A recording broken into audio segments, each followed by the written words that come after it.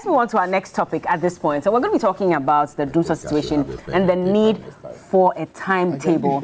At this point, as Ghanaians are asking and clamoring for a timetable, we've all been wondering why that has not been done. In fact, the Energy and Mines Committee in Parliament a few weeks ago after a meeting had also come out to say that they expect a timetable to be put out as soon as possible.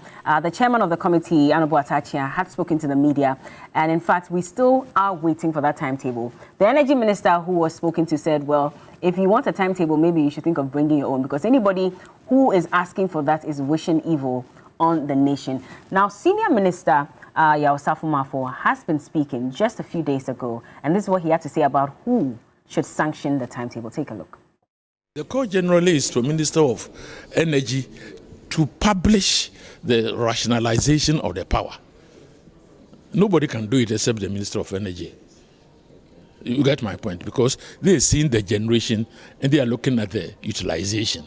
So they can have one and say that in this particular area, this is how it should be, in that particular area, that's how it should be. But it's something which can be done, because you have what you have and what you have to use, and then the spread. For the power is being generated at certain quarters, it has to be distributed throughout the whole country. All right, so that is Honorable Yao Safo-Mafo, the senior minister, and he says that the person to sanction the timetable is actually the energy minister. And so if that's the case, why have we not gotten the timetable at this point when things don't look so great? In fact, some of my viewers have just also tweeted, Evans says that my light has gone off and on this morning. This is the 5th time since 7 a.m. this morning. That's quite serious. Did you have light this morning when you were coming? Yeah, sure. You had light. Last night, did you have light? Yeah. Bella, but did you take note that when you started about the energy issue, he had to sip water too? Oh, he's been talking for a while, so he needed to. No, but you offered me water when we're not talking about energy. So why is the minister not sanctioning the timetable? Let me be frank and also say that it is not a pleasant situation. I have a couple of times been in the Dumsor or the light out. In fact, there was a time I had to go and sleep in the car outside because in the car I could on the AC and sleep in the car. Are you talking about recently. Or recently? I think last week. It's not a comfortable situation. I agree. And I empathize. Did your wife follow you to the car? No. And I empathize and sympathize with Ghanaians that are going through this intermittent light out. I agree. It is not a good thing. But you see, this is almost the 8th year of the government. For 7 years, I didn't experience that. For 7 years, I didn't experience that. It started quite a few months ago. So I became curious and started asking myself, what is the problem? What is the situation? Something might not be going right. So technically, there will be a problem. That is why I am appealing to Ghanaians that I am your father. I have been able to provide for you for 7 good years. In the 8th year, early 8th year, few months, I begin to have challenges. You must know that there is a problem. And that is why I am appealing to every Ghanaian to understand the fact that there is something happening. What's the problem? Hold on, the minister has come to tell you that, look, this is one of the ministers that will serve us with one everlasting impression and something that will never depart the hearts of Ghanaians. Free SHS. This is an effective and efficient minister we all know.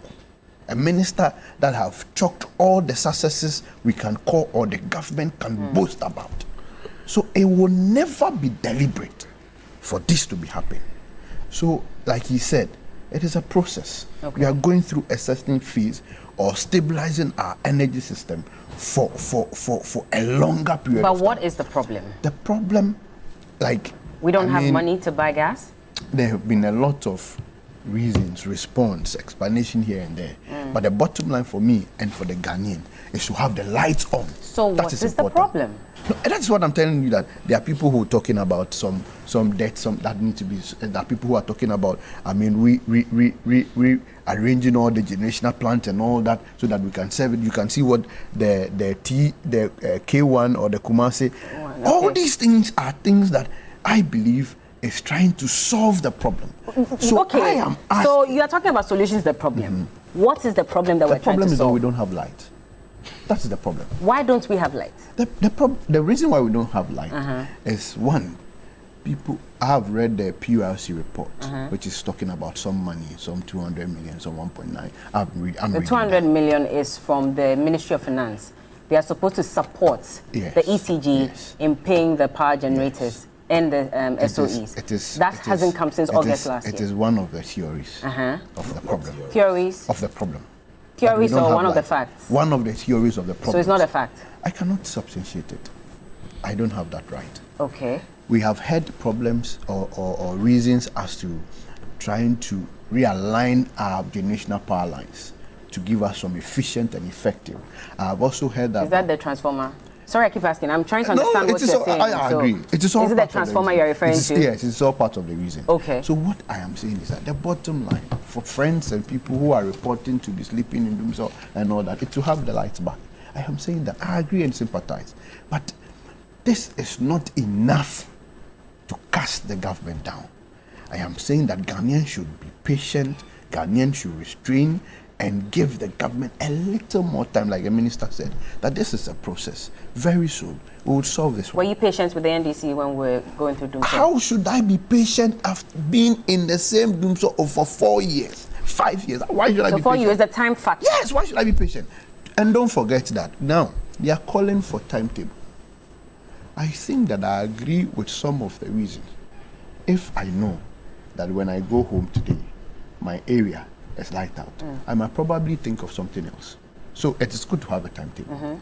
But you see, it is also important to note that the managers of the system feels that it is not due to give a timetable. What if I give the timetable and that is not even the problem?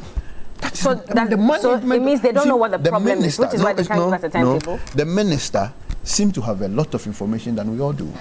And every day he is abreast with the decision. And if the technical expertise or the advisors say that at this point, in the NDC era, do you know when we had the timetable? Tell me. But did we still get the timetable? After almost a year, we got the timetable. But we got it. Yes, we got the timetable. Okay. And we are experiencing this intermittent light out for like a few months, and you're calling for timetable. I think that if it is due to give a timetable, the timetable will be out. I don't know why the NDC is pressing and making it look like, okay, bring the timetable so we all appear that we also give timetable. The industry is suffering. Ghanaians are suffering. People's appliances are getting destroyed. I agree. I am not saying it's coupled with the heat that we are facing here. Hold on. Okay. So if you say that at the right time you bring the timetable, when will be the right time? So if I give you a timetable that today, TV3, there will be light or there will not be light, and you come and there is light, then that means you're not on top of your issues. Is that what we're getting from the minister? He's not in charge? That. So now, the point is that the situation and the point we are does not, for what they believe, necessarily call for a timetable. Is the minister in charge? They are managing it. Why is he not in charge? Well, Mr. Rashid Pelpo, who is a member of the Mines and Energies Committee, he says that after that meeting where ECG explained to them, they asked ECG for a timetable, another meeting was held, and they got wind of the fact that a higher person came out and said that timetable should not come out. Who is and he was relating it to the office of the president. Who is Rashid Pelpo? He is in Parliament. You don't know him? And he is a member of the Mines and Energy Committee. Okay. You don't know him? And he says that. Now he says that authority, at the time when the Mines and Energy Committee came out. Hold on. You believe Rashid Pelpo? Would he have a reason to lie? I don't know. Okay, Bernard. I don't know. Let me bring you in before I come to you. Now Nana can't seem to really tell me what the problem is. He says there are a few problems here and there, which is what they're trying to fix. But I've heard other government communicators say that it's not a matter of not being able to buy gas. That is not the problem, because we have money and we have the gas, or at least there's some delay. Well, even before that, can we just quickly play what Kojo Poku had to say on this matter? Yesterday, he spoke to one of our sister stations, Joy FM, and We just wanted to play a bit of what he said yesterday as to reason why we're experiencing Dumsor at the moment. Take a listen. The man who did not get any vote. Shift with Nigeria for more gas is that the Nigeria and is having challenges. They are not able to meet the required gas they're supposed to give us. Okay? Every time Nigeria has given us more gas, we've been able to pay for the gas. So when we say that this is not about money, let's don't listen to the NDC propaganda. And that is Mr. Kojo Poku. He is the chairman of the manifesto committee for the NPP in charge of energy. And he says that we have money. So that propaganda about us not having money to be able to buy gas is a lie. Bernard. My very good brother, Kojo. Which economy do we have the money? The haircut economy. The haircut economy that we find ourselves, that we are running to the IMF and we are struggling to get 360 million, is the economy that we have money. Sometimes when persons of government or in government are speaking, they speak as if they are coming out of the thick forest and that they are not part of the society in which we live in. Your government is there cutting down contracts that have been awarded. You have delayed. You are not paying contractors their money. You have stalled constructions because you don't have money. You owe independent power producers because you don't have money. Then you open your mouth. We have money. Where do you have the money? Where is the money? I mean, these people have no shame. I like how Kojo Poku is making you laugh so much. Seriously. I mean, seriously. Everybody knows that our economy is banjast. Then you come and tell us that you have money. Where is the money coming from? You do this and then teachers will rise and say, pay them their money. So you don't have it. You create more industrial relation problems for yourself. Stop making those noise. Look, we have a deficit. You know, is it the same MPP that indicated that there was excess capacity? Mm-hmm. And that Mahama produced a lot of energy? Capacity problem. Please. But if you have the capacity, why is there no electricity? Because if you have, yes, it's a capacity issue because you have depleted the excess capacity. Ever since you came, you have not added onto the energy generation in this country. Who doesn't know that this energy crisis dates back? And that even President Kufuor, before Mills took over, had to go and stand and bring international evangelists to come to Akosombo Dam and raise their hands and start shouting, hey, rainwater should fall into Akosombo Dam so that we can get water. Who doesn't know that? Ghanaian evangelists were not competent to do so. We had to bring international evangelists to come and pray for rains to fall into the Akosombo Dam. Because we have deficit in energy generation. Eventually, President Kufuor started the We Power. Mm-hmm. After Mills came and added the gas plant. John Mahama came and brought the thermal plants. America Power and what have you. And then you came and told us that, look, there is excess capacity. And that we have more than we need in this country. Why did they have to ensure that or pay for generations or that we didn't need? Today, where is that surplus that you were talking about? You have depleted, you have exhausted that surplus. You have not added 1 kilowatt of any energy to the generation capacity. And so when we are in deficit, and you, in the second place, you are not able to pay your independent power producers. You chose that you should have independent power producers so that they can also augment the energy system. But you take the energy from them, you are not able to give them money. When you are not able to pay their money, and they have withdrawn, because they also have to go and service their people. And the MD of ECG come and say that we owe. We are not able to pay because we have taken so much energy, but we have not been able to pay. Kojo Poku, then you come and say that you have money. When ECG is telling that we are not able to pay our suppliers. So if you have money, how come that ECG doesn't have the money? As a sequel to that, the ECG decided that, look, institutions including hospitals, including parliament, including schools, that they should be shut down. Is that not that warranted Ashanti regional minister to cause the arrest of the ECG boss in Ashanti region? Because they have to go and take lives of, and he said that, look, go and put on the lights. He said, no, I can't do that because I have to collect the money. And then we sit down. President Akufo-Addo is doing zero. Then Osafo Mafo, who is the senior advisor to the president, come and say that no, the decision is with the minister. Who appointed the minister? Who appointed the minister? But if in this case we have to take anything that Mr. Rashid Pelpo has said, that even though there's supposed to be a timetable, there's a higher authority that's saying that higher authority is not Matthew Poku Prempeh. They are doing this. They are doing this in order to undermine and to scuttle your choice of Matthew Poku Prempeh as running mate. Why would they do that? Because if Osafo Mafu now come and say that, look, blame the energy minister because he has the capacity and power to give out a timetable, and he's not doing that, and Ghanaians are livid. And he is in contention for running mate. Osafo Mafu is deliberately scattering the chance of Matthew Poku Prempeh. You're saying this based on your based on authority, based on what? Based on authority, so you know exactly. I know exactly that is what Osafo Mafu is doing. So clearly, Osafo Mafu wants to shift the blame and say, look, President Akufo-Addo, after all, doesn't even want Matthew Poku Prempeh. So let's put. What would be his reason for not wanting him? But don't you know that Matthew Poku Prempeh scuttled the GMPC deal that Freddie Blay and co were involved in? You don't know that. Okay. You know that as a fact. And so when they wanted to go and sell GMPC shares and what have you, and Matthew Poku Prempeh said no, Akufo-Addo and his team has never been happy. All right. And Osafo Mafu belongs to that category. So what will they not do? So they will make this pronouncement as if it is Matthew Poku Prempeh. Matthew Poku Prempeh cannot take a decision not to give out the timetable. Look, the Mines and Energy Committee in Parliament, through Atachia, said that they have had a discussion and that the timetable has been authorized. How come that the minister will say no? President said don't do it, so that we can use that to blackmail you, and you too, you so believe.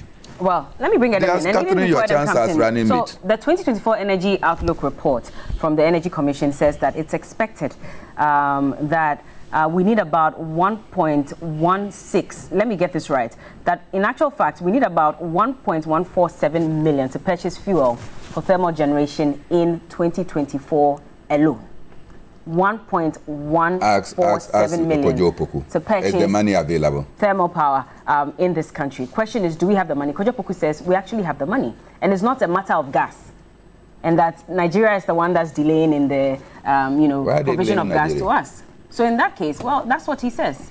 Bella, in that case, what do we do? It's important that when you are asked to speak or you are given a mandate, you do so with some little integrity, even though we know the government in its entirety has lost the integrity. They have lost credibility.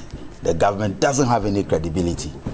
When it comes to the energy sector, Bella, when we started experiencing Dumsor, this government first started explaining, they explained no evidence that, it is some technical whatever they did. Then they moved to the argument that there was some transformers being 640 transformers being repaired or maintained. PURC came out to debunk that assertion and even placed a fine on board members of the ECG. Bella, the problem we have is that when the NDC, when the NDC met the challenge of Dumsor, President Mahama went to Parliament and he told the good people of Ghana in his State of the Nation address that this is the challenge we have. I have accepted responsibility and I am trying to fix it. And before we left office, he fixed it and he said he will fix it, and he fixed it. So by 2017, at the time he was handing over, the NDC left the energy sector with no Dumsor. When the NPP came, they inherited a very good, stable energy sector. But because of corruption and mismanagement, today, they do not even have the money to pay for the gas. And so when the likes of Kojo Poku are out there claiming that they have the money, when you look at what the problems are, we are currently shedding load because of financial issues. The IPPs are being owed. Government is in arrears of over $1.5 billion. $1.5 billion. They can't pay. And this is a fact. And so when Kojo Poku, who speaks for Dr. Baumia on energy issues, is telling us that they have the money. Where is the money? The one they have is what they are using to run campaign. They have not been able to pay their debts. Apart from that, even ECG itself, government has not been able to pay for state institutions that are owing ECG. So ECG is also in arrears badly. So the problem we have today is financial. And so when you tell us that it's not about money, you have the money, prove it and let us have the light. And that's for the issues of timetable. Bella, the MPP, you see, there's something called karma. Karma is what is hitting them so hard that today they are refusing to accept.